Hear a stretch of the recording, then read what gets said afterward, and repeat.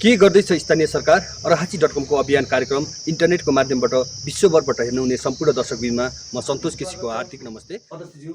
धन्यवाद। साँच्चै हामी निर्वाचित भयौँ एउटा कार्यकालका लागि, स्थायी जनप्रतिनिधि हामी होइन, तर पनि जुन हामी निर्वाचित भएका छौँ, निर्वाचित जनप्रतिनिधिहरूले जुन खालको सरकारका आफ्नै अधिकार छन्, सहकारिता सहयात्रा गर्ने, समझदारीमा अगाडि बढ्ने जुन खालको लक्ष्य छ हाम्रो संविधानको मर्म हो, त्यो मर्मलाई यो भन्दै गर्दाखेरि जुन अहिले हाम्रो अगाडि स्थानीय तहको अगाडि हामी चाहिँ छत्रदेव गाउँपालिका हामी बन्ने तयारीमा छौँ, हामी त्यही अभियानमा लागिरहेका छौँ भन्दै गर्दाखेरि अहिले चाहिँ जनताले देख्ने गरी छत्रदेव गाउँपालिकाको जनताले देख्ने गरी चाहिँ भएका जुन विगत हाम्रो 20 वर्षसम्म चाहिँ हामी अलिकति अनिर्णयको बन्दीमा पनि रह्यौँ अनि सबै कुराबाट यो देख्ने गरी भएका कार्यहरू जुन चाहिँ अहिले हामी 3 वर्षको अवधिमा भएका कार्यहरू चाहिँ के कसरी?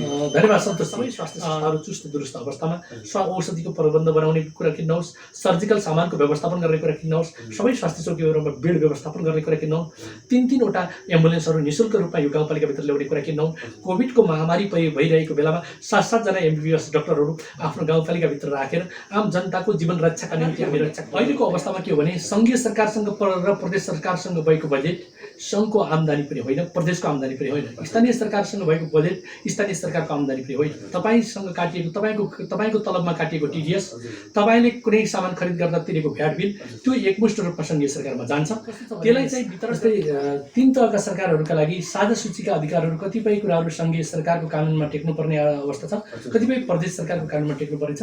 22वटा अधिकारका सूचीमा रहेका कानुनहरू हामीले निर्माण गरेका छौँ र हामी 5 नम्बर प्रदेशको एउटा चेनमा लग्यौँ भने छत्रदेवभित्र पनि छत्र महाराजको मन्दिर, त्यसपछि तपाईँको जङ्गबहादुर जन्मेको ठाउँ मथुरा बेसी र जङ्गबहादुरको निवारण गरिएको बलकोट पौवा परशुरामेश्वर मन्दिर र यसै गरी तपाईँको त्यहाँबाट जाँदै गर्दा सन्धिखर्कमा रहेको अर्घा भगवती मन्दिर सँगसँगै जोडेर तपाईँले एउटा चेनमा काम गरियो भने हामी यसलाई फेरि पाणिनि तपोभूमिसम्म जोड्न सक्छौँ र हामी सुपा देउराली हुँदै प्युठानको स्वर्गद्वारी र त्यसै गरी हामी यो 0 किलोमिटरमा हामीले गाउँपालिका स्थापना गरेका छौँ र हाम्रो गाउँपालिकाको भवन बन्ने ठाउँबाट हेऱ्यो भने करिब गुल्मी अराखाँची र पाल्पाका महत्त्वपूर्ण धरोहरहरू देखिन सक्ने ठाउँहरूलाई पनि हामीले यो आकर्षक ठाउँहरूलाई गरेका छौँ। यो आफैमा पनि पर्यटकीय र यो ठाउँबाट धेरै के गर्दैछ स्थानीय सरकार अरहाची.com को अभियान कार्यक्रम इन्टरनेटको माध्यमबाट विश्वभरबाट हेर्नुहुने सम्पूर्ण दर्शकबिनमा म सन्तोष केसीको हार्दिक नमस्ते।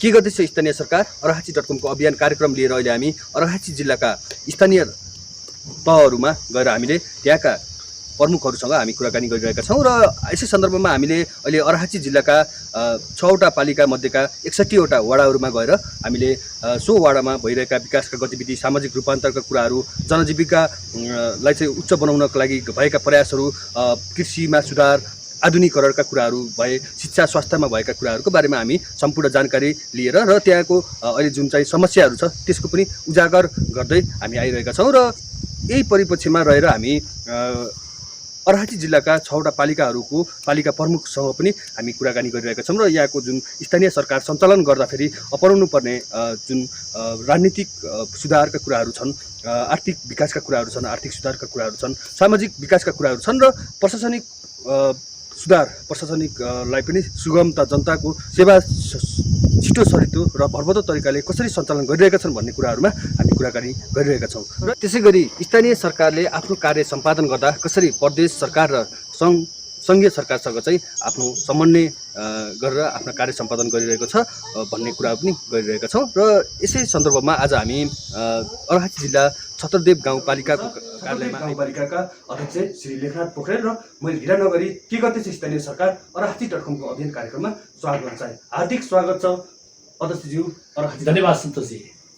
अहिले 20 वर्ष हामी कुरा त्यहीबाट सुरु गरौँ जुन चाहिँ स्थानीय शासन सञ्चालन गर्दाखेरि जुन हाम्रो राजनीतिक पक्षमा, आर्थिक पक्षमा र सामाजिक पक्ष र अझ मुख्य कुरा प्रशासनिक पक्ष जुन चाहिँ हामी जनतालाई चाहिँ नजिकबाट सेवा छिटो छरितो भरपर्दो तरिकाले दिन सकिन्छ भनेर त्यो उद्देश्यका साथ स्थापित यो स्थानीय तहहरू छन्, त्यसको भूमिकाको बारेमा र तपाईँहरूले चाहिँ कसरी गर्दै आउनुभएको छ त्यसको बारेमा जानकारी लिन चाहे। सन्तोषजी कस्तो छ भने म तपाईँलाई सर्वप्रथम त रेखाँची.com लाई छाद्री गाउँपालिकामा हार्दिक स्वागत गर्न चाहन्छु र तपाईँको प्रश्नको लागि पनि म हार्दिक धन्यवाद दिन चाहन्छु। एकात्मक राज्यबाट सङ्घीयतामा गइसकेपछि नेपालको संविधान 2072मा व्यवस्था भएअनुसार स्थानीय शासन सञ्चालन ऐन 2074ले व्यवस्था गरेका नीतिगत कुराहरू र जुन व्यवस्थापकीय पक्ष हुन्, कार्यपालिका, न्यायपालिका र व्यवस्थापिका जुन स्थानीय निकायबाट तहमा परिणत भयो, सरकारको रूपमा जुन रूप धारण गर्यो, 3 तहका सरकारहरू सञ्चालन गर्ने विधिसहितको नेपालमा सङ्घीयता आयो। सुसङ्घीयता आइसकेपछि आम लोकले के बुझ्यो भने सिंहदरबारको अधिकार गाउँ गाउँमा भन्ने गयो। तर यसलाई खास जनताकोसँग हामी जनतालाई अनुभूति हुने गरी साँच्चीकै मेरो घर दैलोमा सिंहदरबारको अधिकार आएको हामी अनुभूति गर्न सक्यौँ कि सकेनौँ? जनचाहना अनुसारका जनप्रतिनिधिले काम गर्न सके कि सकेनन्? तपाईँले भने जस्तो आर्थिक सामाजिक रूपान्तरणका कुराहरू कति हुन सके? दलित उत्पीडित वर्गहरूलाई माथि उठाउने कुरा कहाँनिर पुग्यो? दिगो विकासका लक्ष्यहरू सस्टेनेबल डेभलपमेन्टको बाटोमा अहिलेका स्थानीय सरकारहरू यात्रा गर्दैछन् कि स्थानीय तहहरू आफ्नै मात्रै रूपमा लिएका छन्? यी विषयलाई निहाल्दै गर्दा साँच्चीकै हामी निर्वाचित भयौँ एउटा कार्यकालका लागि, स्थायी जनप्रतिनिधि हामी होइनौँ, तर पनि जुन हामी निर्वाचित भएका छौँ, निर्वाचित जनप्रतिनिधिहरूले जुन खालको हामीले भूमिका निर्वाह गरिरहेका छौँ, निर्वाह गर्दै गर्दा आम जनताको अपेक्षा अनुसारका कामहरू गर्नेका लागि हामी यो साँच्चीकै सङ्घीयताको पलेदारी गर्ने पनि स्थानीय सरकार हो। 3 तहका सरकारका आफ्नै अधिकार छन्। सहकारिता, सहयात्रा गर्ने, समझदारीमा अगाडि बढ्ने जुन खालको लक्ष्य छ हाम्रो संविधानको मर्म हो, त्यो मर्मलाई साँच्चीकै अनुभूत गरेर गाउँपालिकाहरू अगाडि बढेका छन्। अहिले नेपालमा रहेका 761वटा सरकार, 753वटा स्थानीय तह, 460वटा गाउँपालिकालाई तपाईँले मध्यनजर गर्नुभयो भने कतै न कतै कतिपय स्थानीय तहहरू कतिपय ठाउँमा कर्मचारीको अभावका कारण, साधन स्रोत परिचालनको अभाव अथवा कानुन निर्माण गर्ने कुरामा कमजोर परिस्थितिका कारणले कतिपय यदाकदा केही कमजोर हुन सक्छन्। तथापि धेरै गाउँपालिका, नगरपालिका र स्थानीय तहहरूले आफैले कानुन बनाउने, आफ्नै राजपत्रमा प्रकाशन गर्ने, विधिसम्मत ढङ्गबाट यसलाई अगाडि बढाउने क्रममा जाँदै गर्दा आज जनताले साँच्चीकै अपेक्षा गरे अनुसारको सरकारको अनुभूति भएको छ। सँगसँगै स्थानीय सरकारहरूले नकारात्मक कुरा मात्र होइन, सकारात्मक पाटोबाट हेर्दै गर्दा तपाईँ बेरोजुको भोलुमलाई हेर्दै गर्दा विगतका एकात्मक राज्य हुँदै गर्दाखेरिको राज्यको बेरोजु र अहिले स्थानीय सरकारले कार्य सम्पादन गर्दै गर्दाको बेरोजुको भोलुम र विगतमा देखिएको आर्थिक वृद्धि दर र अहिलेको आर्थिक वृद्धि दरलाई हेऱ्यो भने साँच्चीकै स्थानीय तहहरू छत्रदेव गाउँपालिकाले मात्रै गर्यो म भन्न चाहदिनँ। सबै स्थानीय तहहरू, धेरै स्थानीय तहहरूले प्रतिस्पर्धात्मक ढङ्गबाट, इनोभेटिभ ढङ्गबाट के नयाँ कामहरू गर्न सकिन्छ, मलाई अरू स्थानीय तहले जित्छ कि यो खालको प्रतिस्पर्धात्मक भाव जन्मेको छ। त्यति मात्र नभएर जुन खालको नयाँ पुस्ता र पुरानो पुस्ताको फ्युजन भएर अहिले एउटा खालको यो स्थानीय तहमा निर्वाचित जनप्रतिनिधि बढी छ, त्यो जनप्रतिनिधिहरूले सम्पादन गर्ने कार्यहरू जनमुखी भएका छन् र ती जनताले थाहा पाउने गरी, जनताले साँच्चीकै मेरो गाउँमा सरकार आयो भन्ने अनुभूति हुने गरी काम भएका छन् भन्ने कुरा भन्दै गर्दा अतिशयोक्ति हुन्छ भन्ने लाग्दैन। तपाईँसँग संवाद गर्दै गर्दा, छलफल गर्दै गर्दा छत्रदेव गाउँपालिकाको विगत 20 वर्ष र हामीले निर्वाचित भएको 3 वर्षलाई कम्पेयर, तुलना गर्नुभयो भने त्यो धेरै गुणा माथि पुगेको छ र मलाई लाग्छ एकात्मक राज्य भएको भए अरू 20 वर्ष हुने विकास यो विगतको 3 वर्षमा भएका छन् भनेर दाबी गर्दै गर्दा हामी प्रमाणका साथ विकास निर्माणमा अगाडि बढ्न सकिँदो रहेछ। इच्छा शक्ति र पारदर्शिता, सुशासनको पाटोबाट राम्रो काम गर्ने जनप्रतिनिधि र जनप्रतिनिधिले यस राजनीतिमा आफ्नो भविष्य देखेको छ। मैले यसलाई जगको रूपमा लिएर माथि बढ्नुपर्छ भन्ने भावका साथ जनप्रतिनिधिहरू मन, वचन र कर्मले अगाडि बढ्दै गर्दा काम गर्न सक्छन् भन्ने कुराको अनुभूति गराउने गरी स्थानीय तहहरू अगाडि बढेका छन्। त्यो ढङ्गबाट छत्रदेव गाउँपालिकाले पनि आफूलाई 460 गाउँपालिकामा दोस्रो नहुने गरी कसरी काम गर्न सकिन्छ त्यो खालको सपना बोकेर हामी अगाडि बढेका छौँ र जनताको भावनालाई ठेस नपुग्ने गरी काम गर्नुपर्छ। त्यो हाम्रो असल दायित्व हो र सुशासनको पाटोमा अब्बल दर्जाबाट काम गर्नुपर्छ, त्यो हाम्रो भूमिका हो। यो ढङ्गबाट गाउँपालिका अगाडि बढेको छ। अब यो भन्दै गर्दाखेरि जुन अहिले हाम्रो अगाडि स्थानीय तहको अगाडि हामी चाहिँ छत्रदेव गाउँपालिका हामी बन्ने तयारीमा छौँ, हामी त्यही अभियानमा लागिरहेका छौँ भन्दै गर्दाखेरि अहिले चाहिँ जनताले देख्ने गरी, छत्रदेव गाउँपालिकाको जनताले देख्ने गरी चाहिँ भएका जुन विगत हाम्रो 20 वर्षसम्म चाहिँ हामी अलिकति अनिर्णयको बन्दीमा पनि रह्यौँ होइन, सबै कुराबाट यो देख्ने गरी भएका कार्यहरू जुन चाहिँ अहिले हामी 3 वर्षको अवधिमा भएका कार्यहरू चाहिँ के कसरी? धन्यवाद सन्तोषजी। प्रारम्भमा के हो भने हामी संस्थापक पनि हो, स्थानीय तहको पहिलो पदाधिकारी पनि भयौँ, त्यस कारणले पहिलो कुरा हामीसँग जम्मा दुई थान कानुन सहित हामी आएका थियौँ। एउटा नेपालको संविधान दाहिने हातमा थियो, अर्को हातमा हाम्रो एउटा स्थानीय शासन सञ्चालन ऐन थियो। त्यो ऐन र त्यो संविधानलाई सँग नबाजिने गरी जुन एकल सूचीभित्र रहेका कानुनहरू निर्माण गर्ने क्रममा अहिले छत्तीस गाउँपालिका 55वटा कानुन आफै निर्माण गरेर ती कानुनहरूलाई राजपत्रमा प्रकाशन गरेर एउटा खालको अब्बल दर्जाको स्थानीय तह बन्न सक्ने गरी हामी काम गर्न सफल भयौँ। यो एउटा ठुलो पुँजीको रूपमा भोलि आउने यो कानुनले स्थानीय जनप्रतिनिधिहरूलाई कहीँ न कहीँ बाँधेको छ। म स्वतन्त्र छैन, मनपरी गर्न पाउँदिनँ, कानुनले मलाई प्रतिबन्धित गर्न सक्छ भन्ने खालको एउटा मार्ग प्रशस्त गर्ने गरी कानुनहरू निर्माण गर्यौँ। महत्त्वपूर्ण पाटो भनेको कानुन निर्माण गर्ने हो। रहेको कुरो सँगसँगै हामीले आम जनताका बीचमा केही प्रतिबद्धता जारी गरेका थियौँ। तपाईँ बुझ्नुहुन्छ, घोषणापत्र लिएर आयौँ। नेपालको राजनीतिक परिवेशमा हेर्दै गर्दा घोषणापत्रमा लेख्ने, नीतिमा बोल्ने, बजेट नराख्ने, नीति आउने कार्यक्रम नआउने, यो खालको परिवेश छ जुन सङ्घदेखि प्रदेशदेखि स्थानीय तहसम्म त्यसलाई चिर्ने गरी हामीले चाहिँ साँच्चीकै नीतिले के कुरा बोलेको छ त्यसलाई बजेटमा भर्ने र त्यसलाई कार्यान्वयनको बाटोमा कार्य गर्ने ढङ्गबाट अगाडि बढ्यौँ। यो विगतको 3 वर्षलाई समीक्षा गर्दै गर्दा तपाईँले भनेकोतिर केन्द्रित हुँदै गर्दा के छ भने हामी नवीनतम काम गऱ्यौँ। करिब 1 दर्जन कामहरू अरू स्थानीय तहभन्दा फरक ढङ्गबाट काम गऱ्यौँ, जसको कामका सिको अरू गाउँपालिकाहरूले पनि गर्नुभएको छ। म तपाईँलाई बताउन चाहन्छु, म गाउँपालिका राष्ट्रिय महासङ्घको सचिवालय सदस्य पनि हो र हाम्रो उपाध्यक्ष गाउँपालिका राष्ट्रिय महासङ्घ प्रदेशको सदस्य पनि हुनुहुन्छ। हामी गाउँपालिकामा मात्र सीमित छैनौँ। हामीले गाउँपालिकाहरू कहीँ कमजोर भयो भने त्यसको अब्जसले हामीले खेप्नुपर्छ भनेर अरू गाउँपालिकालाई समेत उदाहरण पेश गर्ने र अरू गाउँपालिकालाई पनि कतिपय कुराहरूमा सुझबुझका साथ यात्रा गराउने दायित्व पनि त्यो नेतृत्वभित्र पनि नेतृत्वलाई भूमिका निर्वाह गर्नुपर्ने भएको कारणले हामी त्यो ढङ्गबाट अगाडि बढेका छौँ। र नवीनतम कार्यहरूको कुरा गर्दै गर्दा प्रारम्भमा हामी निर्वाचन लड्दै गर्दा 34 बुँदाको प्रतिज्ञा पत्र हामीले जारी गरेका छौँ।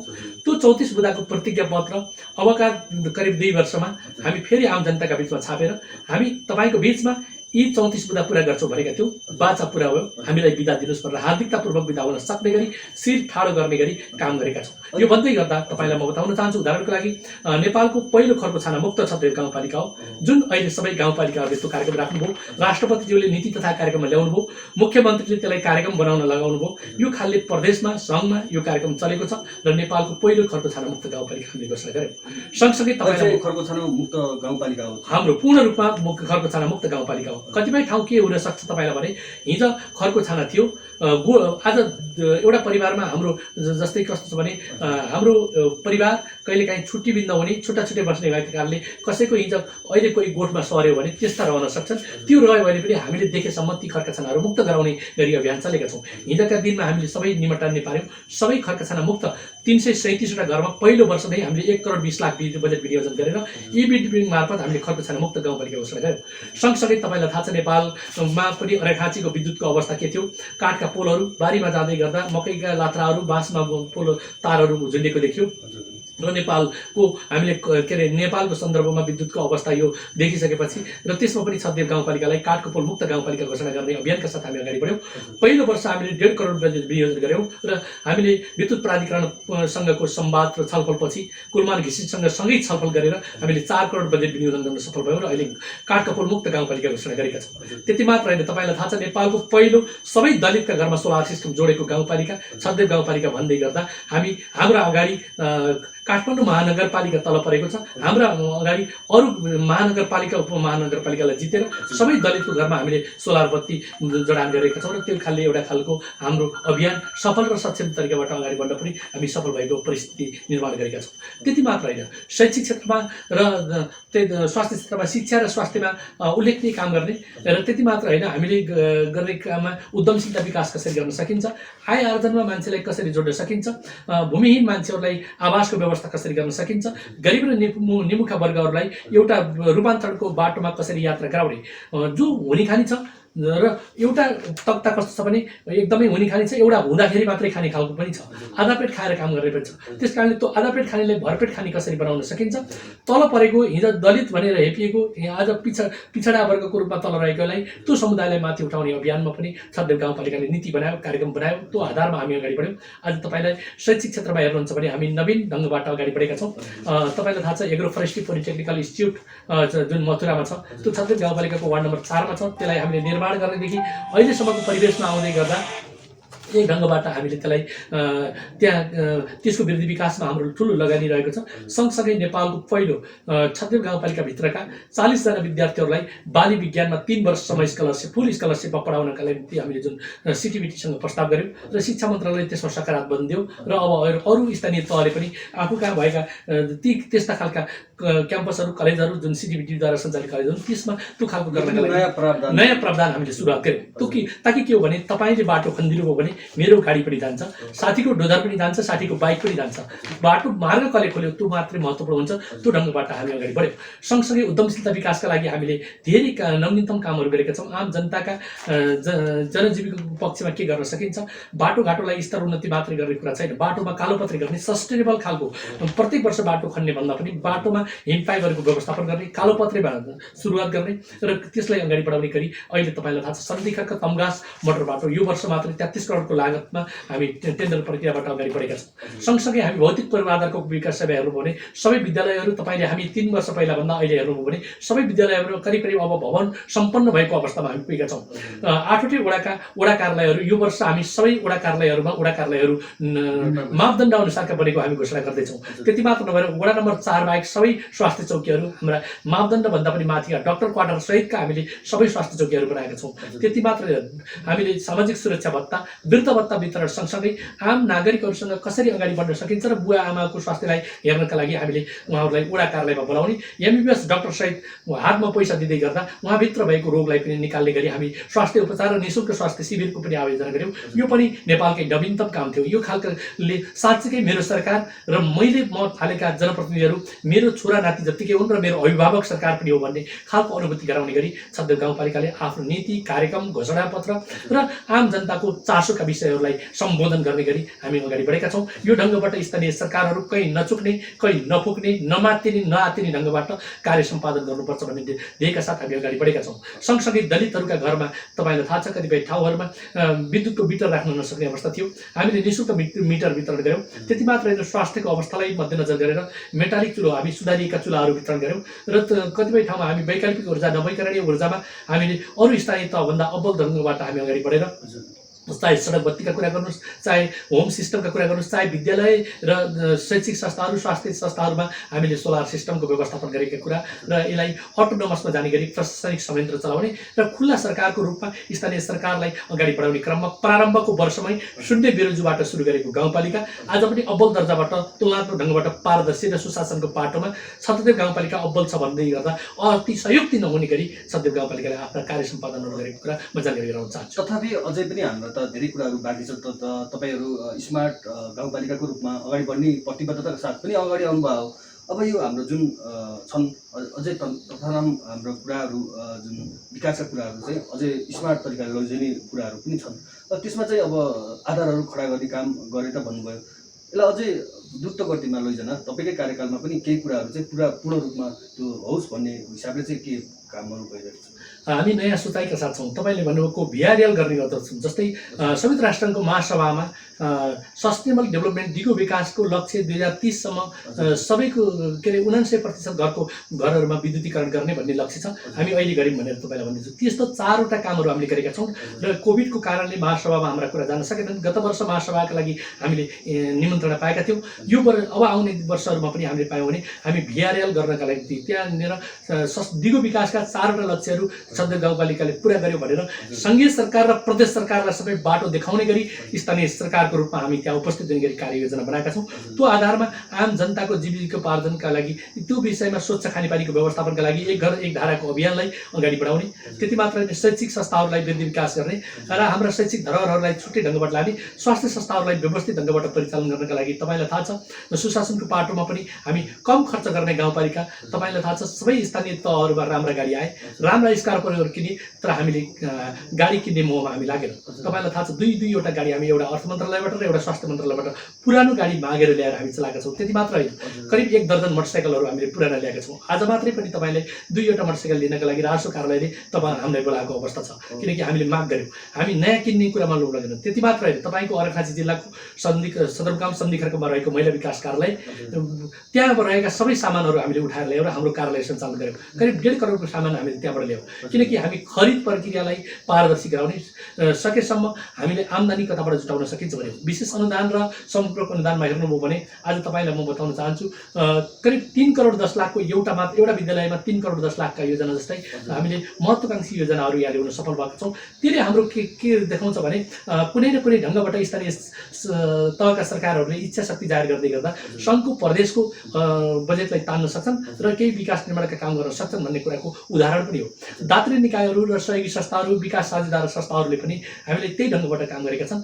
हामीले उद्यमशीलता पशुपालन कृषिमा पनि केही महत्त्वपूर्ण कामहरू गर्ने अभियानका साथ अगाडि बढेका छौँ। तथापि यो अहिलेको पछिल्लो समय जुन नोभेल कोरोना भाइरस पाण्डविक रूपमा फैलिएर आयो यसका कारणले गर्दा हाम्रो गतिमा केही कमी आएको छ। तर पनि आर्थिक प्रगतिको हिसाबले हेर्नु भने छिमेकी गाउँपालिकाको 26% हुँदै गर्दा हामी 97%मा अगाडि छौँ। यो वर्ष हामी के चाहन्छौँ भने देशभरिका 460 गाउँपालिकाहरूमा जस्तै हामी गत वर्ष एलजिसिडिपीको स्वमूल्याङ्कनमा नेपालको फर्स्ट भए जस्तै यो वर्ष पनि कतैबाट हामीले स्वमूल्याङ्कन गर्न पाउने हो अथवा कतैबाट मूल्याङ्कन भयो भने केही न केही पुरस्कार राशि पाउन सक्छौँ भन्ने लाग्छ। त्यति मात्र होइन, हामीले यो वर्ष मलाई लाग्छ 5% अनुदान एक्स्ट्रा पाउने गरी हाम्रो कामको मूल्याङ्कन भएको छ भन्ने अनुभूति पाएका छौँ र त्यस कारणले यो ठाउँमा बजेट ल्याउनका लागि हामीले धेरै ठाउँबाट प्रयत्न पनि गरेका छौँ। सङ्घीय सरकार र प्रदेश सरकारको पनि हामीले यथोचित सहयोग लिनका लागि हामी प्रयत्न गरिरहेका छौँ र हामीले पाउने ठाउँबाट धेरै सहयोग पनि पाएका छौँ। त्यस कारणले गर्दाखेरि इच्छा शक्ति हुँदै गर्दाखेरि जनप्रतिनिधिहरूमा त्यो चाहना आँट उत्साह र मैले केही गर्छु भन्ने चाहना भयो भने गर्न सकिन्छ। तपाईँलाई थाहा छ 24 घण्टाको दिनचर्या हुन्छ, हामी 6 घण्टा मात्र रेस्ट गरेका छौँ, 18 घण्टा काम गर्छौँ र 6 घण्टा हामी सुत्दै गर्दाखेरि पनि छत्रदेवको सपना देखेर मात्रै सुत्दै गरेका छौँ। किनकि सपनामा पनि मैले के गर्ने अर्कोले केही गरिसक्यो कि सिन्धुपाल्चोकको कुनै गाउँपालिकाले राम्रो काम गर्यो कि झापाको कुनै गाउँपालिकाले राम्रो गर्यो कि डडेलधुराको कुनै गाउँपालिका अथवा स्थानीय सरकारले राम्रो काम गर्यो त्यसले भन्दा मैले राम्रो गर्नुपर्छ भन्ने सकारात्मक सोचका साथ पोजिटिभ पर्सपेक्टिभबाट हामी अगाडि बढ्ने गरी अगाडि बढेका छौँ। त्यो ढङ्गबाट जाँदै गर्दा स्थानीय सरकार साँच्चीकै जनताको सरकार र जनचाहना अनुसारको सरकार हो भन्ने खालको अनुभूति गराउने गरी हामी नयाँ नयाँ कामहरू अगाडि बढाएका छौँ। अध्यक्षको आशयमा चाहिँ स्थानीयकरणको जुन प्रवर्धन गर्दै अहिले कोभिडले हामीलाई त्यो पनि सिकायो, स्थानीयकरणको प्रवर्धन गर्ने हिसाबमा चाहिँ तपाईँको अभियान अगाडि बढेको जस्तो हामीले महसुस गर्यो। त्यसमा हामी गलत भयो कि त्यो चाहिँ कसरी यो चाहिँ तपाईँ स्थानीयकरणलाई चाहिँ अझै प्रवर्धन गर्ने कुराहरूमा त्यसका आधारशिलाहरू कृषिको कुराहरू, कृषिमा आत्मनिर्भर हुनु पर्यो, सबभन्दा पहिले हामी आत्मनिर्भर हुनु पर्यो स्थानीयकरणको सबलीकरणको लागि। यो आत्मनिर्भरको लागि चाहिँ जुन हाम्रो आम जनसमुदायहरूले त उहाँहरूले अवलम्बन गर्ने पेसाहरूको कुराहरू पनि व्यावसायिक रूपमा अगाडि बढ्नु पर्यो, त्यसको लागि चाहिँ भएका प्रयासहरू के? कतिपय गाउँको विकास सँगसँगै मान्छेको जीवनयापनलाई पनि त्यसले प्रभाव पारेको छ। पछिल्लो समय तपाईँको जिल्ला हाम्रो स्थानीय तह छत्रदेव गाउँपालिकाबाट बसाइसराईका गतिविधिहरू धेरै बढेका छन्। सेवा सुविधाका लागि मान्छेहरू सहर पस्ने र गाउँको जमिन रुखो र बाँझो हुने र यहाँ कतिपय कुराहरू बाँदर बँदेल दुम्सी जस्ता वन्यजन्तुहरूले लागेको अनाज पनि उत्पादन गर्न नदिने, यथेष्ट मात्रामा सिँचाइको व्यवस्थापन पनि हुन नसक्ने, मानिस आफैमा पनि केही न केही सेवा सुविधा लिन चाहने स्वाभाविक प्राणी हो। त्यो प्राणीमा सेवा सुविधाको हिसाबले पनि केही कुराको अभाव सिर्जना हुने र केही 2-4 पैसा भयो भने बजार पस्ने यो परम्परा छ। त्यसलाई मेरो गाउँमा खानेपानीको व्यवस्था छ, मेरो अनाजलाई मैले वर्षभरि गरेको बाली जोगाउनका लागि सरकारले केही अनुभूति गराउँदैछ र मेरो बच्चाले राम्रो पढ्नका लागि यहाँ शैक्षिक संस्थाहरू राम्रो बढेका छन्। भोलि म बिरामी हुँदै गर्दा मलाई स्वास्थ्य उपचार यो स्थानीय सरकारले गर्न सक्छ। यो खालको अनुभूति गराउने गरी आम जनताको मन जित्न जरुरी छ। त्यो पाटोमा हामी अहोरात खटेका छौँ। तपाईँलाई बताउन चाहन्छु, हामी स्वास्थ्य आइसकेपछि हाम्रा सबै स्वास्थ्य संस्थाहरू चुस्त दुरुस्त अवस्थामा औषधिको प्रबन्ध बनाउने कुरा किन्नुहोस्, सर्जिकल सामानको व्यवस्थापन गर्ने कुरा किन्नुहोस्, सबै स्वास्थ्य चौकीहरूमा बेड व्यवस्थापन गर्ने कुरा किन्नुहोस्, 3-3वटा एम्बुलेन्सहरू निःशुल्क रूपमा यो गाउँपालिकाभित्र ल्याउने कुरा किन्नुहोस्। कोभिडको महामारी भइरहेको बेलामा 7-7 जना MBBS डाक्टरहरू आफ्नो गाउँपालिकाभित्र राखेर आम जनताको जीवन रक्षाका निम्ति हामी रक्षा कवच बन्न तयार छौँ भनेर हामीले गरेको प्रतिज्ञा किन्नुहोस्। यी सबै कुराले जनताप्रतिको विश्वास आर्जन गर्न हामीलाई सफल भएका छौँ र भोलिका दिनहरूमा आम जनतालाई छत्रदेव गाउँपालिकामा बस्दै गर्दा मेरो सबै कुराबाट म सुरक्षित छु भन्ने खालको अनुभूति गराउने गरी काम कार्य सम्पादन गर्नु हाम्रो प्रमुख दायित्व भन्ने मलाई लाग्छ। यो जुन हाम्रो राजनीतिक विकास पनि महत्त्वपूर्ण कुरा हो। नभए हामी पुरानै जुन एकात्मक शासन व्यवस्था थियो त्यो चाहिँ स्थानीय तहमा चाहिँ त्यो एकात्मक शासन व्यवस्थाको लागू हुने सम्भावना रहन्छ भन्ने कुरा छ। त्यो व्यक्तिगत रूपमा तपाईँको आशय मैले बुझेँ। व्यक्तिगत रूपमा म बहुलवादमा विश्वास गरेँ। सबै दल सबै पार्टीहरूका बीचबाट निर्वाचित हामी जनप्रतिनिधि लोकतान्त्रिक व्यवस्था हो, त्यसमा हामीले के बिर्सिनु हुँदैन भने हामी निर्वाचित हुँदै गर्दा कुनै पार्टीको दलको लोगोबाट जित्यौँ, जितिसकेपछि आम जनताको जनप्रतिनिधि हो।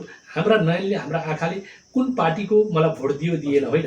आम छत्रदेवका 25,336 जनसङ्ख्या जुन हो त्यो जनसङ्ख्यालाई समान एउटै हातका औँला जस्तो सम्झेर हामीले समान व्यवहार गर्ने र राजनीतिक दलहरूको पनि सबैको साथ र सहयोग लिने, सङ्घीय सरकारको पनि सहयोग लिने, प्रदेश सरकारको पनि सहयोग लिने, कुन पार्टीले जितेको सरकार छ त्योसँग हामीलाई त्यो प्रदेश र स्थानीय तहको समन्वयमा काम गर्ने, सँगसँगै आम बुद्धिजीवी नागरिक समाज कोसँग के चिज छ त्यो चिज छत्रदेवमा ल्याउने, राम्रा कुराहरू जोबाट ल्याउने सकिन्छ त्यो ल्याउने र यहाँको 5 वर्षको अवधिलाई साँच्चैकै समृद्ध छत्रदेव बनाउनका लागि चाहे जुनसुकै दल होस्, चाहे जुनसुकै व्यक्ति होस्, चाहे त्यो नागरिक समाजमा आबद्ध किन होस्, चाहे त्यो पेसा व्यवसायले अरू कुनै फरक व्यवसायमा किन होस्, सबैको भूमिका के हुनु पर्यो भने समृद्ध छत्रदेवमा मेरो एउटा इँटा थप्छु भन्ने भावना जगाउने गरी जनप्रतिनिधिहरूले आशाका केन्द्रहरू झुन्डाइदिने, त्यसमा सबैको आकर्षण वृद्धि गर्ने र त्यो ढङ्गबाट छत्रदेव गाउँपालिकालाई उन्नत सबल र सक्षम गाउँपालिका बनाउने लक्ष्यका साथ हामी अगाडि बढेका छौँ। होइन, हामी सामान्य रूपमा जुन एउटा राजनीतिक विकासको कुराहरू छ गाउँघरमा केही कुराहरूमा स्थानीय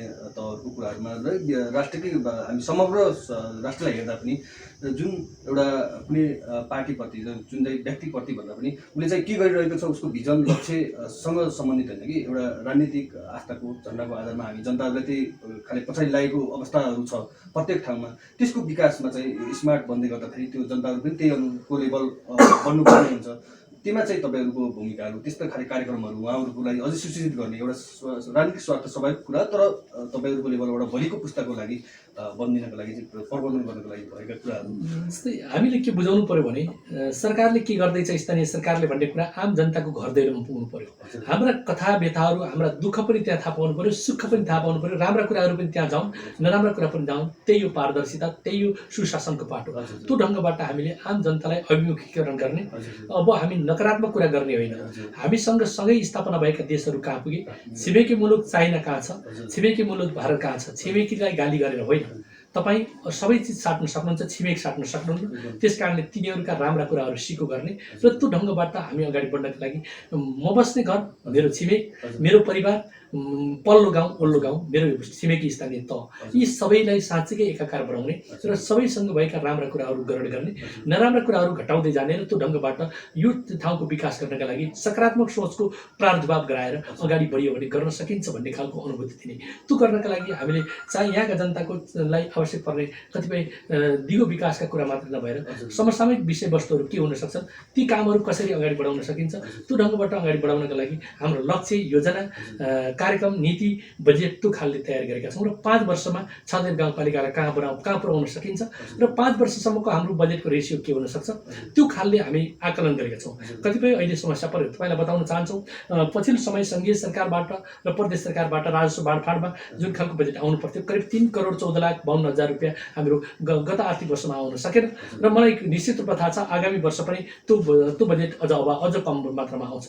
त्यो आउँदै गर्दा पनि हामी डेफिसिट बजेट लिएर अगाडि बढ्ने कि यसलाई व्यवस्थापन गर्ने कुरामा आफूले योजनाहरू त्यही खालले छनौट गर्ने, बस्ती स्तरका योजनादेखि गाउँपालिका स्तरबाट छानिएका गौरवका योजनासम्मको कुरालाई कसरी एनालाइसिस गर्ने, अर्थ मन्त्रालयको बजेट महाशाखाले बनाउने बजेट र योजना आयोगले बनाउने योजनाभन्दा कम नहुने गरी हामी कुन खालले आवधिक योजनामा टेकेर गाउँपालिकालाई अगाडि बढाउन सकिन्छ, हाम्रो आवधिक योजना कस्तो हुने र हाम्रो मध्यकालीन खर्चको विधि के हुने, यो विषयबाट पनि विश्लेषण गरेर एउटा अर्थविधि गर्ने काम पनि यहाँ गर्नुपर्नेछ। एउटा न्याय सम्पादन गर्दै गर्दा एउटा न्यायाधीशले फैसला गर्ने कुराहरू पनि हाम्रो न्यायिक समितिले त्यसरी आत्मनिर्भर हुने जुन कुराहरू गर्नुभयो त्यो आत्मनिर्भर हुँदाखेरि चाहिँ हामीसँग भएका आधारहरू चाहिँ के हो, जुन चाहिँ हामी यो कुराहरू यो क्षेत्रहरूमा चाहिँ हामी अगाडि छौँ र यसलाई चाहिँ हामी विकास गरिरहेका छौँ र यो कारणले गर्दाखेरि अझै हामी त्यो रूपमा अरूलाई हामी प्रदेश सरकारको हामी मात्रै अलिकति कोअर्डिनेसन मात्रै चाहन्छौँ, हामीले आफै गर्न सक्छौँ भन्ने आधार के हो भने अहिलेको अवस्थामा के हो भने सङ्घीय सरकारसँग र प्रदेश सरकारसँग भएको बजेट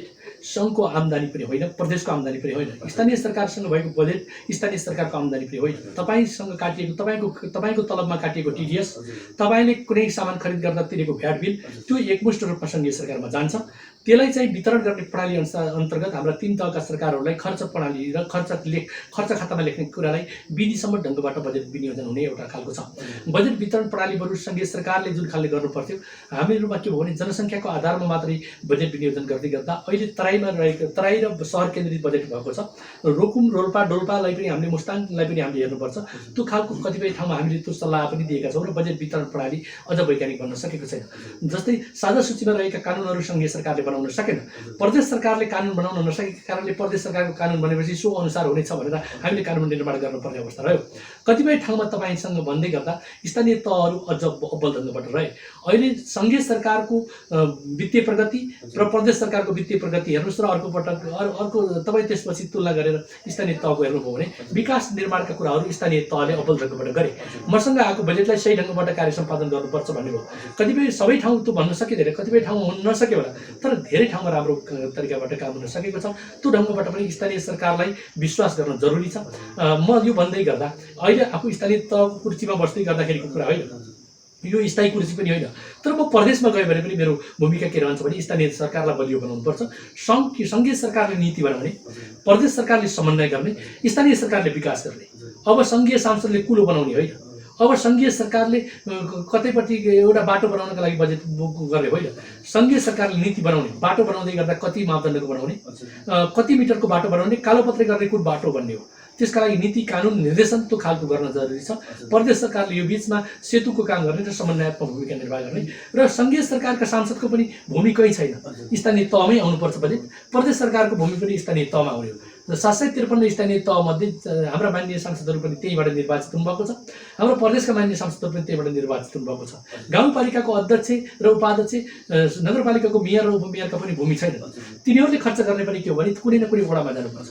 त्यसकारणले हामी त इनिसिएसन गर्ने मध्यस्थताकर्ता जस्तो हो। त्यसकारणले यो भूमिका, आफ्नो भूमिका के हो भन्ने कुरा पनि बुझ्न जरुरी छ। राजनीतिक विश्लेषण गर्न नसकेका कारणले गर्दा, त र म गरेका कारणले गर्दा मैले गरेँ भनेर बहादुरी देखाउने र यसलाई चुनावमा भोट माग्ने, माई खाने भाँडो बनाउने जुन परम्परा छ यसको अन्त्य गर्ने गरी हामी अब विश्लेषणात्मक राजनीतिक ढङ्गबाट भूमिका कसको के हो त्यो भूमिकाको आधारमा अगाडि बढ्न जरुरी छ। महत्त्व सबैको हुन्छ। तपाईँको हातमा रहेका 5वटा औँला, कान्छी औँलादेखि जेठी औँलासम्म आउँदै गर्दा सबै औँलाको केही न केही भूमिका रहेको छ।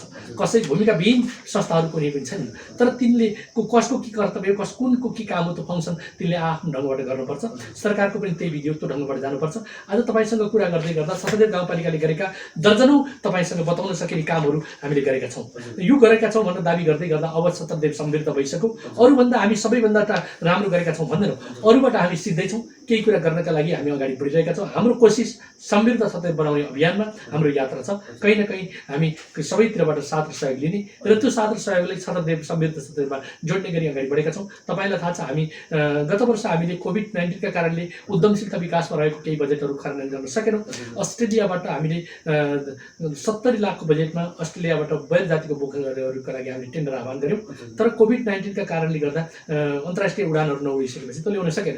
त्यो केका लागि ल्याउँथ्यौँ भने यहाँ राख्ने, हामीले स्रोत केन्द्रहरू निर्माण गर्ने र हामीसँग तयार भएको अवस्था छ र त्यसको नीति, कार्यक्रम, कार्यविधि सबै बनेको अवस्था छ। र यो वर्ष हामीले त्यसका लागि बजेट विनियोजन गर्छौँ र त्यो ढङ्गबाट पनि अगाडि जान्छौँ। विदेशबाट फर्केका युवाहरूका लागि के गर्न सकिन्छ, सबैका लागि सतदेव गाउँपालिकाले ठुलो कल कारखाना, उद्योग धन्दा खोल्छु भन्न सकिँदैन। तर हामी के गर्न सक्छौँ भने यहाँ तपाईँ अगरबत्ती कारखाना खोल्न सक्छौँ। यहाँ छत्रदेवको मात्रै अगरबत्ती बाल्न, अरू बाल्न पाइँदैन भन्न हामी सक्छौँ। उद्यमशीलता त्यही हो। तपाईँ आफ्नो ठाउँ, घाँटी, सुन्दर तपाईँको ठाउँ अनुसारको काम गर्नुपर्नेछ। त्यसकारणले युवालाई कृषिमा, पशुमा अलिकति लाग्नका लागि प्रेरित गर्ने र अनुदानमा मात्रै आधारित नगराउने। अनुदान र तपाईँलाई म बताउन चाहन्छु, कतिपय अनुदान खानका लागि मात्रै स्थापना गर्ने फर्महरूको हामी विरोधी हौँ।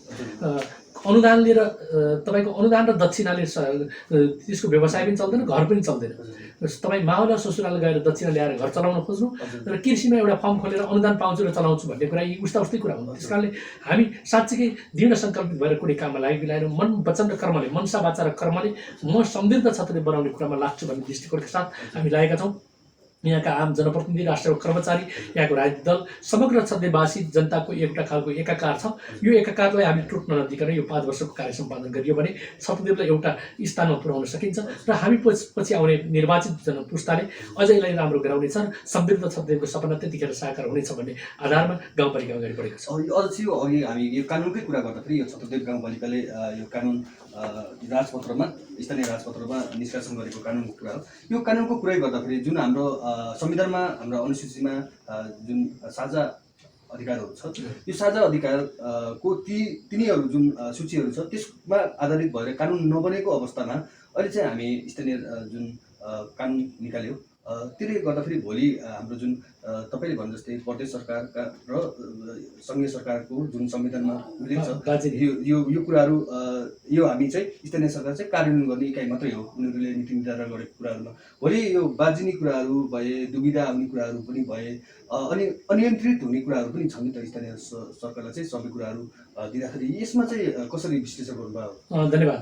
कस्तो छ भने जस्तै 3 तहका सरकारहरूका लागि साझा सूचीका अधिकारहरू कतिपय कुराहरू सङ्घीय सरकारको कानुनमा टेक्नुपर्ने अवस्था छ, कतिपय प्रदेश सरकारको कानुनमा टेक्नुपर्ने छ।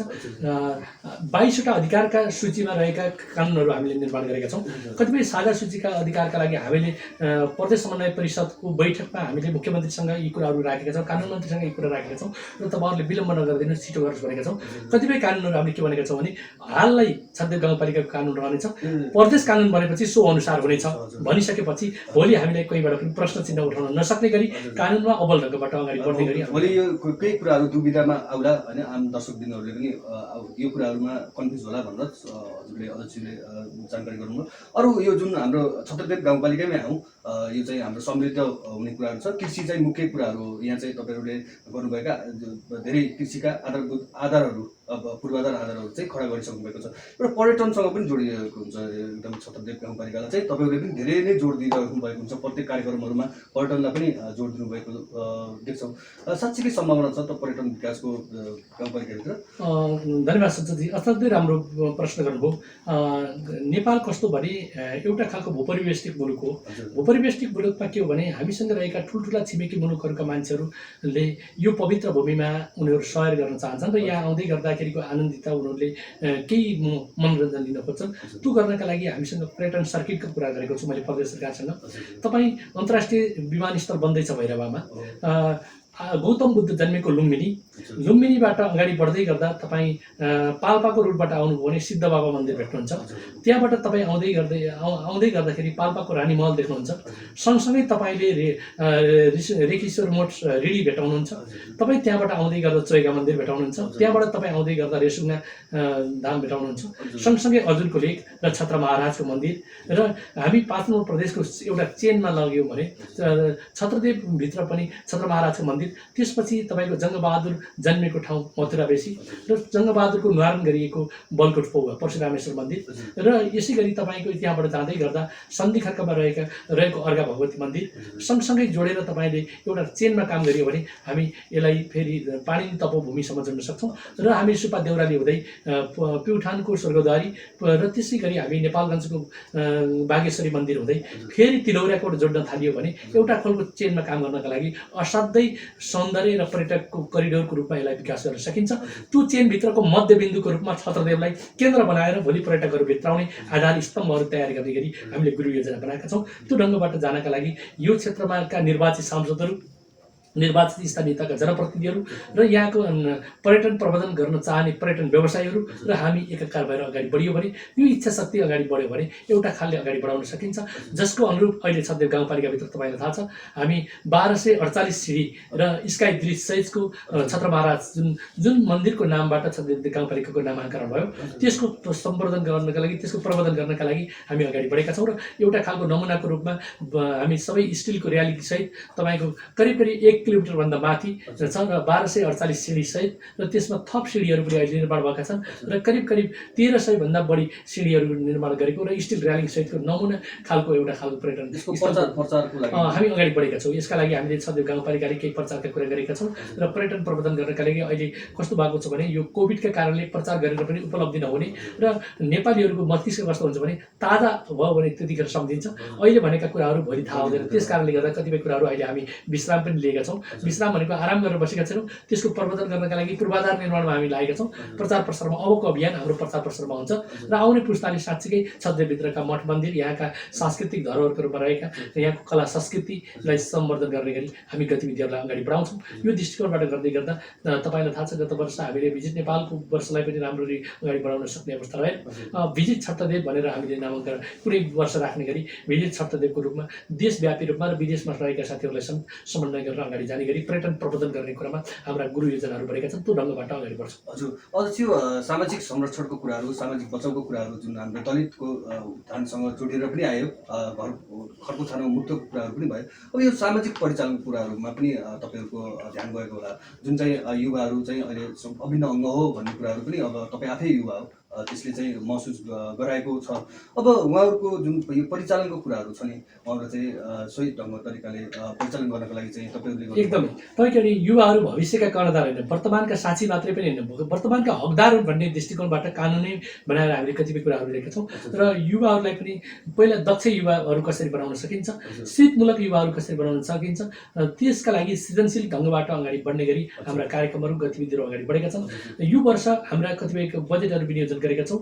त्यस्ता खालका उद्यमशीलता विकासमा युवाहरूलाई लग्न सकियो, सिपमूलक केही शिक्षाहरू दिन सकियो। तपाईँलाई एउटा मात्रै उदाहरण त्यही हो, हामीले 40 जना विद्यार्थीहरूलाई बाली विज्ञान प्राविधिक शिक्षालयमा किन पढायौँ त भन्दाखेरि युवाहरूलाई कहीँ न कहीँ त्यहाँ इङ्गेज गर्ने, त्यहाँबाट उत्पादन भएको जनशक्तिले भोलिका दिनमा यहाँको कृषि पशुपालनलाई केही न केही टेवा पुऱ्याउँछ र उद्यमशीलता विकास अगाडि बढ्न सक्छ र आय आर्जनमा वृद्धि गर्न सकिन्छ।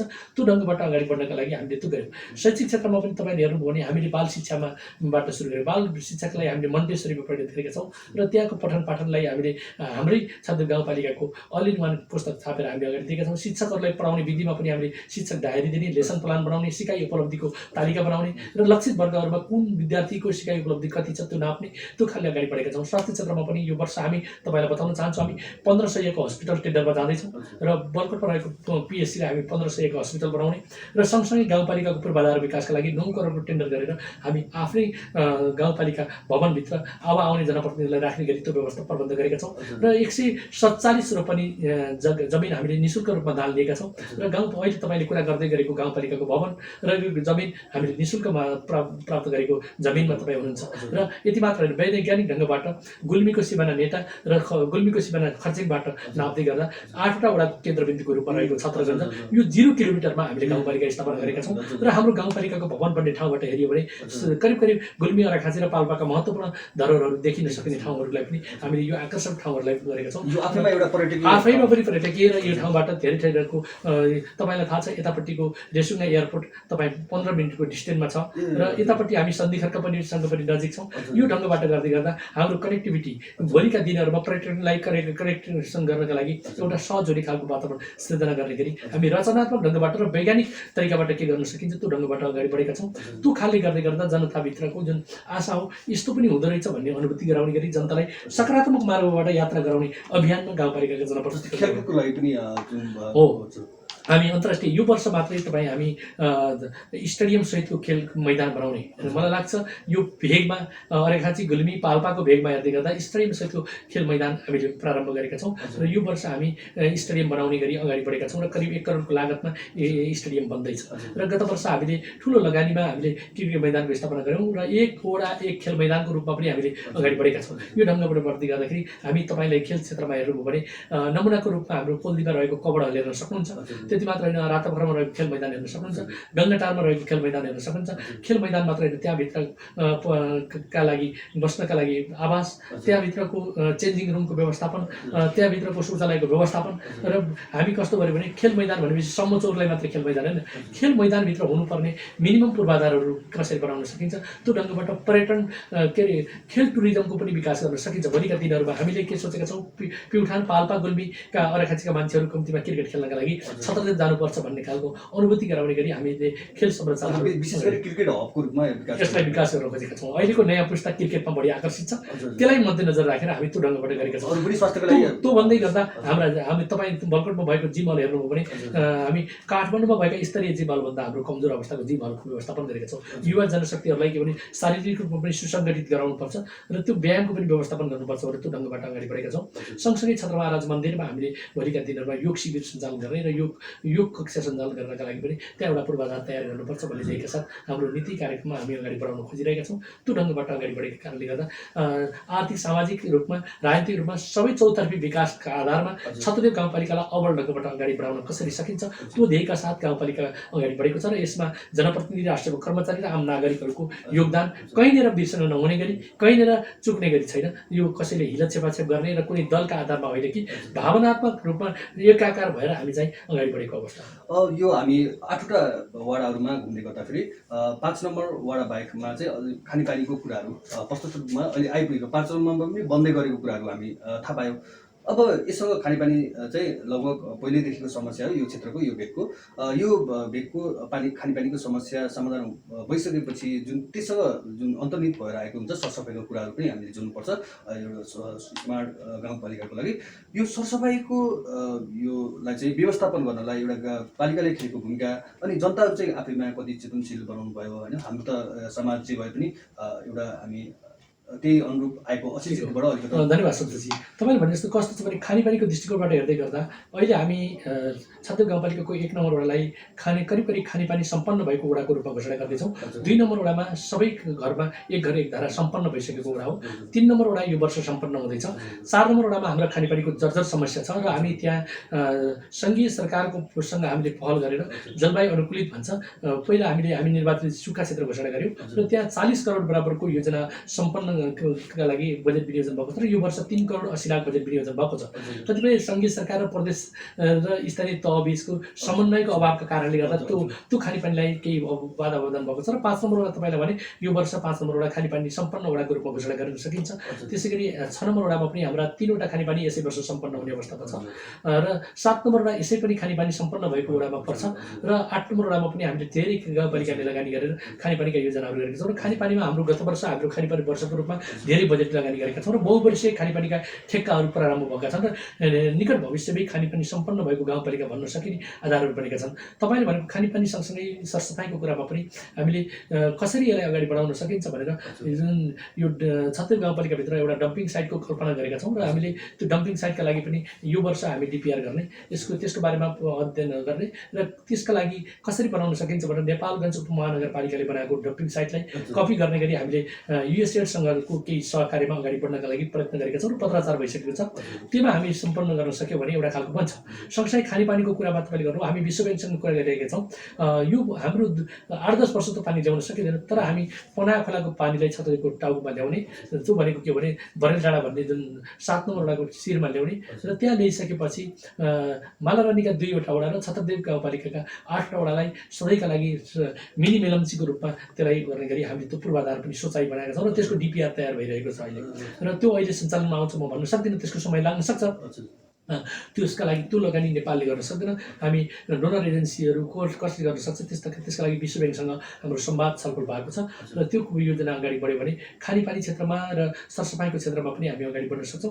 खानेपानी सँगसँगै जोडिएर आएको कुरा के भने सिँचाइको कुरालाई पनि जोड्न सकिन्छ। पहिला मान्छेलाई खानेपानी त्यसपछि सिँचाइ। खानेपानी प्रशस्त मात्रामा भयो भने त्यहाँ तुलफुल केही तरकारी खेतीहरू पनि गर्न सकिन्छ। त्यो आधारमा गाउँपालिकाले केही कृषि क्षेत्रमा पनि लगानी गरेर अगाडि बढ्ने गरी हामी कार्यक्रम बनाएको छ। यो वार्ड नम्बर 7 को कुरा छ त्यो चाहिँ कृषि हबको रूपमा पनि चिनिन्छ। त्यहाँबाट चाहिँ कृषि उपजहरू चाहिँ के अरे गुल्मीमा निर्यात हुने कुराहरू छ। तर हामी अहिले स्थानीयकरणको कुराहरू छ, स्थानीयकरणलाई चाहिँ प्रबल बनाउने कुराहरू छ। हामी जुन अराहाची जिल्लालाई चाहिँ यो जुन आत्मनिर्भर बनाउने कुराहरूमा यो चाहिँ अराहाची जिल्लामाबाटमै होइन अरू पालिकाहरूमा पनि ट्रान्सफर गर्ने कुराहरू पनि हामी भगवतीलाई के गरेका छौँ भने तपाईँले भने जस्तो कृषिका लागि अलि तरकारीमा त्यहाँका किसानहरू पनि लागेको र उत्पादनको क्षेत्र दृष्टिकोणले पनि असाध्यै राम्रो गरेको र छिमेकी जिल्ला गुल्मीको सदरमुकाम तमगासलाई करिब छतरदेव गाउँपालिकाको वार्ड नम्बर 7 भगवतीले तरकारी पुर्याएको जुन अनुभूति गर्न सकिन्छ। त्यसका लागि हामीले जलवायु अनुकूलनमा रहेको बजेट पनि त्यही वडालाई हामीले राखेका छौँ।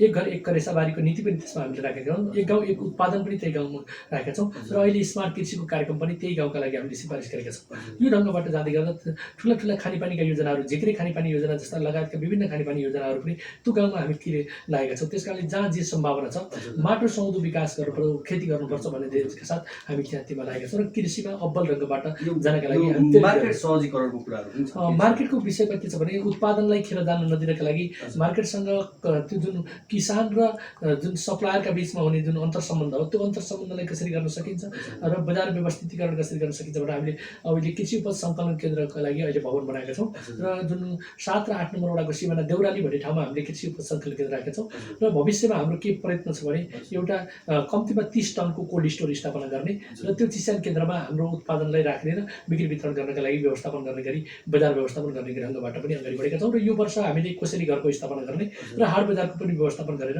कम्तीमा किसानले उत्पादन गरेको चिज बजारमा लानका लागि कष्ट नहुने गरी हामी चिसान केन्द्रहरूको पनि व्यवस्था अवधारणा हामीले अगाडि बढाएका छौँ। त्यो अभियानमा छौँ हामी। हजुर अब यो मैले यो अधिकारकै कुरा जोड्दाखेरि वडा अध्यक्षसितको कुराकानीमा उहाँहरूले भनेको हामीसँग चाहिँ मात्रै सिफारिस गर्ने अधिकार भयो, जुन चाहिँ पहिला चाहिँ थियो त्योभन्दा पनि अहिले जुन यो स्थानीय तह आइसकेपछि उहाँहरूले भनेको कुरा सत्य हो। स्थानीय तहको सरकारमा के छ भने अधिकृत लेभलको कर्मचारी जहाँ हुँदैन त्यहाँ आर्थिक अख्तियारी दिइँदैन, उहाँहरूले चेक काट्ने अवस्था रहँदैन।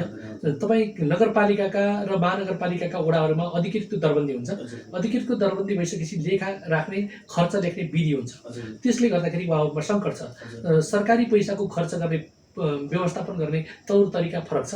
त्यो कारणले गर्दा आर्थिक पारदर्शिताका कारणले गर्दा अहिले वडासम्म भोलिका दिनमा वडामा अधिकृतको दरबन्दी जाने, लेखाको कर्मचारी त्यहाँ रहने अवस्थामा त्यो गर्न सकिन्छ। अहिले वडा अध्यक्षसँग एउटा सचिव हुने, त्यो सचिव हुँदै गर्दा आर्थिक अख्तियारी दिँदै गर्दा खरिद विधि पुग्न नसक्ने, त्यो मेन पावरले त्यो खालको परिस्थिति गर्न नसक्ने भएको कारणले गर्दा त्यो गाउँपालिकाबाटै सिधै त्यो खालको आर्थिक कारोबार गर्ने गरी अहिले कानुनी व्यवस्था छ।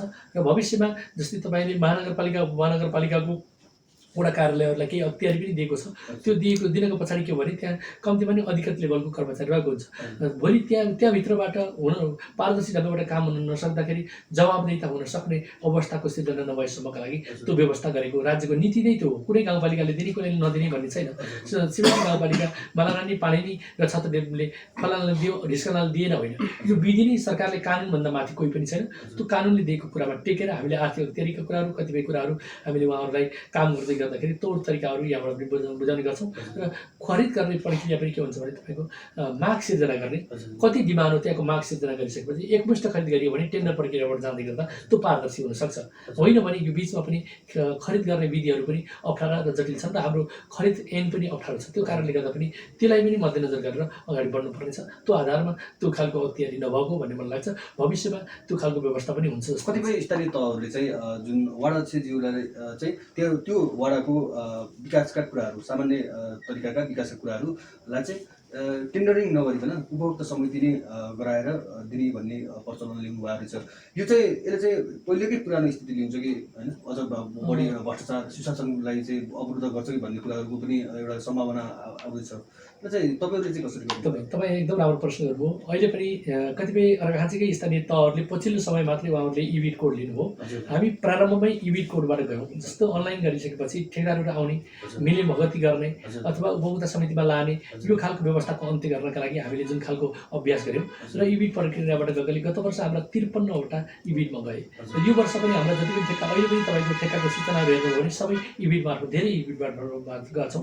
त्यो कारणले गर्दाखेरि त्यसमा हामीले त्यसलाई सकेसम्म वैज्ञानिक बनाउने खोजेका छौँ। कतिपय सानातिना योजनाहरू उपभोक्ताले टोल छिमेकले उनीहरूको पनि लागत साझेदारी हुने, त्यसमा श्रम पनि मिसाउने भएको कारणले गर्दा कतिपय सानातिना योजनाहरू उपभोक्ता समितिबाट हुन्छन् र उपभोक्ता समितिका कामहरू घटाउँदै जाने गरेका छौँ। उपभोक्ता समितिले आफूले मेहनत नगर्ने, डोजर चलाउनका लागि उपभोक्ता समिति गठन गर्ने कुरा राम्रो होइन। यो विधिबाट हामी जान हुन्न भन्ने कुरामा हामीले अभिमुखीकरण गरेका छौँ। र कम्तीमा हाम्रा वडा अध्यक्षहरू धेरै उपभोक्ताबाट गर्ने भन्दा पनि यो ठेक्का हालिदिनुहोस् न भन्नुभएको हुन्छ। ठेक्का हाल्न पनि कतिपय बजेट कम भोल्युमको बजेटलाई ठेक्कामा जाँदै गर्दा पनि फेरि त्यसको सूचनाको खर्च, त्यसपछि गएर त्यसको विधि पुर्याउने कुरा, त्यसलाई 1 महिनाको 15 दिनको कतिको सूचना निकाल्नु पर्ने, फेरि आशयको सूचना निकाल, त्यो बजेटभन्दा पनि खर्च बढी हुने कुरा कारणले गर्दाखेरि कतिपय ठाउँ हामी टेन्डर गर्न नसक्ने अवस्था त्यो कारणले हुन्छ।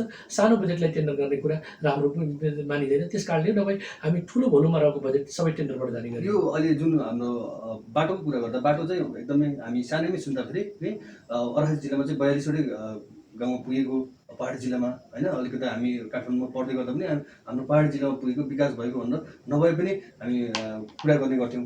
अहिले पनि जुन हिउँदी र बर्खे बाटाहरू छ, जस्तो कि अस्ति हामी आउँदाखेरि बाटाहरू चाहिँ फराकिला भएका, स्तरोन्नति भएका, तर जुन पिच हुनुपर्ने त्यो चाहिँ राम्रो तरिकाले चाहिँ नभएको कुराहरू पनि छ। अब यो हिउँदी र बर्खे बाटाहरू अब नगराउनको लागि चाहिँ तपाईँहरूले गर्नुभएको कुराहरू? मैले प्रारम्भमै तपाईँलाई भने जस्तै के छ भने बाटोको ट्र्याक खोल्ने कुरा बन्द गर्नुपर्छ।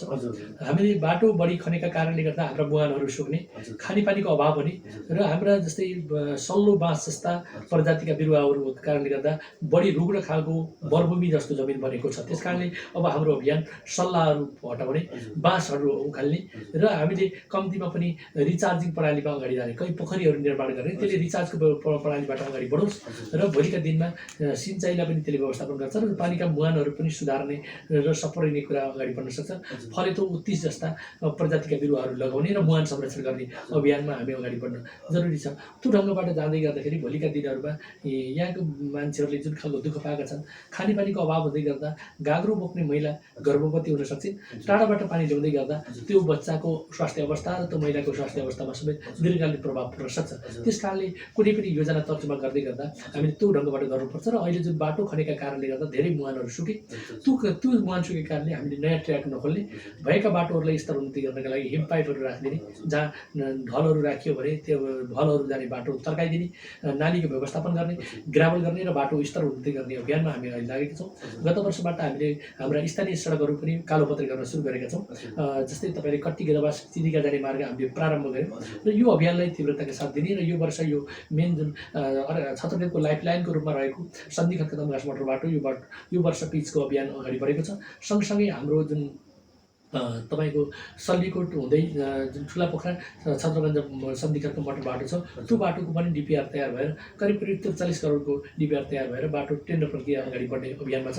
र अब हामी शाखा रोडहरूलाई पनि ग्राभल गर्ने, स्तर उन्नति गर्ने, नाली काट्ने व्यवस्थापन गर्छौँ र यी बाटाहरूलाई कम्तीमा पनि बर्खा हिउँद बर्खा दुवै याममा चल्न सक्ने गरी हामीले त्यो योजना बनाएका छौँ र बाटोलाई हामी व्यवस्थित गर्ने ढङ्गबाट पूर्वाधार निर्माणसँगै तपाईँहरूले जुन त्यसको विपद व्यवस्थापन र जेनरलको कुराहरूलाई पनि सँगै लिएर जानु। डेफिनेटली तपाईँ कस्तो जुन बाटो निर्माण गर्दै गर्दा बाटोको छेउछाउमा जस्तै हरित पेटीको रूपमा विकास गर्ने, ग्रिन बेल्टको रूपमा विकास गर्नका लागि जुन नीति छ त्यसलाई पनि हामीले अगाडि बढाउने, आइई गर्नुपर्ने ठाउँ भने आइई गर्ने र त्यहाँको त्यो बाटो खन्दै गर्दाखेरि वातावरणीय प्रभाव कस्तो पर्छ त्यो प्रभावलाई पनि हेर्ने र कतिपय ठाउँमा बस्ती स्थानान्तरण गर्नु पर्यो भने पनि एक घरका लागि लामो धेरै खर्च हुनेछ भने त्यो बस्तीलाई पनि स्थानान्तरण गर्ने गरी गरेका छौँ। तपाईँलाई म बताउन चाहन्छु, छत्रदेव गाउँपालिकाले नवीनतम काम के हो भने छत्रदेव जनता आवास प्रारम्भ गरेको छ र 46 रोपनी जग्गा आफ्नै नाममा खरिद गरेर हामी कार्यविधि बनाएर जग्गा प्राप्तिको ऐन बनाएर पास गरेर हामी त्यो ढङ्गबाट अगाडि बढेर अहिले हामी जुन भूमिहीन छन्, जो मान्छेहरूका बस्तीमा हामी त्यो साधन स्रोत पुर्याउन सक्दैनौँ, ती मान्छेहरूलाई बस्ती स्थानान्तरण गर्नका लागि अहिले हामी छत्रगञ्ज गाउँपालिकाको वार्ड नम्बर 6 मा रहेको सेक्टारीमा ती जनताहरू बसाल्ने गरी अहिले सामुदायिक भवन सम्पन्न भइसकेको छ। त्यहाँभित्र जाने गेट निर्माण भइसकेको छ। यो वर्षको टेन्डर हिजो मात्रै टेन्डर सकार गरेको छ र हामी केही भवनहरू यो वर्ष बनाउँदैछौँ र त्यो भवनहरूको आकार कस्तो हुन्छ भने ग्राउन्ड चौरमा बनाएका धर्मल सुन्तली फाउन्डेसनले बनाएको भन्दा अझ विशेष खालको एकीकृत बस्तीको रूपमा त्यसलाई विकास गर्ने र त्यहाँ कस्तो भने उहाँहरूले बनाएकाको आलोचना गरिन म उहाँहरूलाई धन्यवाद दिन चाहन्छु। तर त्यो कारखानामा काम गर्ने आवासको मात्रै भयो, तर हाम्रो गाउँठाउँका बस्तीहरूमा केही जग्गा पनि चाहिन्छ, परिवार बस्दै गर्दा बुलाबारी चाहिन्छ, त्यहाँ एउटा बाख्रो कुखुरो पाल्ने ठाउँ समेतको 4-5 यो हामी छत्रदेव गाउँपालिकाको वार्ड नम्बर 6 मा त्यो व्यवस्थापन गरेका छौँ, ठुला पोखरामा यो अभियानका साथ अगाडि बढेका छौँ। त्यस कारणले हामी फरक ढङ्गबाट अरूभन्दा पनि अलिक फरक ढङ्गबाट अगाडि बढ्नुपर्छ र हाम्रा कामहरू अरूले पनि सिको गर्नुपर्छ र अरूबाट राम्रा कुराहरू हामीले पनि सिको गर्नुपर्छ भन्ने ध्येयका साथ गाउँपालिका अगाडि बढेको छ। यो अब अन्तिममा हामी छौँ, यो कोभिड-19बाट फर्केको युवाहरू जुन चाहिँ व्यवस्थामा बाहिर जानुभएको थियो, त्यहाँबाट हामी त रिमिटेन्स त लिन्थ्यौँ, अब यहाँ आउने कुराहरू छ। अलिक मुख्य समस्या भनेको उहाँको व्यवस्थापन हो, दीर्घकालीन रूपमा अब आउने भनेको हाम्रो जुन नेपालमा उहाँको व्यवस्थापनको लागि पनि अब हाम्रो अलि सामान्य कुराहरू जुन अनुदान दिने कुराहरू त छँदैछन्, ती बाहेकका कुराहरू पनि हुन्छ। अब के गर्नु पर्ला उहाँहरूलाई चाहिँ यसरी उहाँहरूसँग विदेशमा गरेको जुन सिप छ, त्यो योग्यता छ, त्यो जुन मिहिनेत गर्नुहुन्छ, हामीले पहिला मोटिभेसन गर्नु जरुरी छ। कतारमा गएको एउटा नेपालीको छोरा ऊ दिनभरि उँड र भेडा चलाउन तयार भयो, बिल्डिङ बनाउने कुरामा ऊ चर्को घाम 55 डिग्रीको गर्मीमा ऊ बस्न तयार भयो, तर यहाँ आएर उसले एउटा भैँसी पाल्ने कुराका लागि लाज मान्ने अवस्था जुन छ त्यसको अन्त्य गर्नका लागि हामीले मोटिभेसन गर्नु पर्यो। 10 नेङ्रा ख्याउँदै ख्याएर खाने कुरा यो नराम्रो चिज होइन। तिमीले परदेशमा गर्ने मिहिनेत यहाँ गऱ्यौ भने हिरा फलाउन सकिन्छ भन्ने खालले पहिला उहाँहरूलाई अभिमुखीकरण गर्ने। हामीले भटाभट उहाँहरूलाई रोजगारी जागिर दिन सक्ने अवस्था छैन। त्यो भने म तपाईँको मिडिया मार्फत सरासर गलत बोलेको हुन्छ, तर उहाँहरूलाई आफ्नो घर गोठमा जे छ त्यसलाई गर्दै विकास गराउने, कम्तीमा आफैले उत्पादन गरेर खाना पुर्याउने, कम्तीमा पनि केही उत्पादन गरेर बजारमा बेच्न सक्ने र थोरै भए पनि आय आर्जन गर्न सक्ने वातावरण सिर्जना गर्ने गरी त्यो खालको रणनीति अप्नाएर त्यो खालको नीति बनाएर हामी उहाँहरूलाई अलि सिपमूलक कार्यमा लगाउने र उद्यमशीलतामा बढी अगाडि प्रेरित गर्ने बाटो देखाउन सक्छौँ र आधार पनि खडा गर्न सक्छौँ। हस्त धन्यवाद। हाम्रो अर्हाची.com को के गर्दैछ स्थानीय सरकार अर्हाची.com को अभियान कार्यक्रममा चाहिँ हामीसँग एउटा महत्त्वपूर्ण समय दिनुभएकोमा हाम्रो अर्हाची.com परिवार चाहिँ हार्दिक धन्यवाद आभार प्रकट गर्न चाहन्छ। र अन्त्यमा तपाईँले यो पालिकासँग सम्बन्धित केही कुरा भए पनि तपाईँले राख्न सक्नुहुन्छ।